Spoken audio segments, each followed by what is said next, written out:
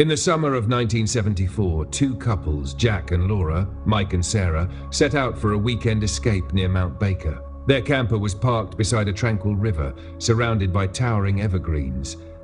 The rhythmic sound of water rushing over rocks mixed with their laughter as they played cards under the camper's dim light. The mood was light until a sudden thud jolted the camper. "What was that?" Laura asked, her voice tight. The couples froze, listening as a faint brushing sound followed, soft yet deliberate. "Probably an animal," Jack said, trying to sound casual, though his grip on the table tightened. Jack grabbed a flashlight and stepped outside. The beam cut through the dark, revealing nothing but swaying trees and shadows. "Just the wind," he muttered, stepping back in, though unease settled over them. An hour later, the tension had eased. Nervous laughter returned as the card game resumed, but Sarah couldn't shake the feeling of being watched. Standing, she glanced out the camper's small window. Her breath caught in her throat. A face loomed just beyond the glass, wide, fur-covered, and eerily still, with glinting eyes that pierced through the darkness. "Jack!" Sarah screamed, stumbling back.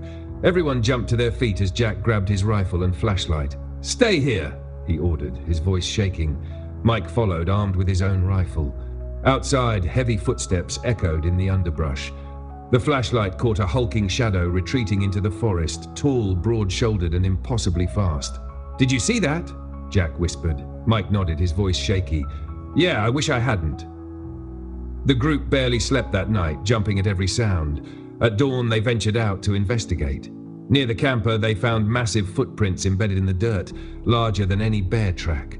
The trail led deeper into the forest. "This is insane," Laura said, standing her ground. "You're really going after it?" "We need to know what we're dealing with," Jack said. Mike nodded in agreement, and Sarah reluctantly joined them while Laura stayed behind. The footprints led to a clearing where they found a nest-like structure, branches, leaves, and fur piled together. "What made this?" Sarah whispered, her voice trembling. Before anyone could answer, a deep guttural howl echoed through the trees, primal and bone-chilling. "That's close," Mike said, his face pale. Fear overtook curiosity, and they bolted back to the camper, the howl following them, fainter with each step. Laura met them at the camper, her face pale with worry. "You found something, didn't you?" she asked. "We're leaving," Jack said firmly. The others didn't argue. They packed in silence, adrenaline still coursing through their veins. As they drove away, Jack glanced in the rearview mirror, half expecting to see the hulking figure chasing after them. Years later, Jack would recount the story to anyone who'd listen, his voice steady, but his eyes distant.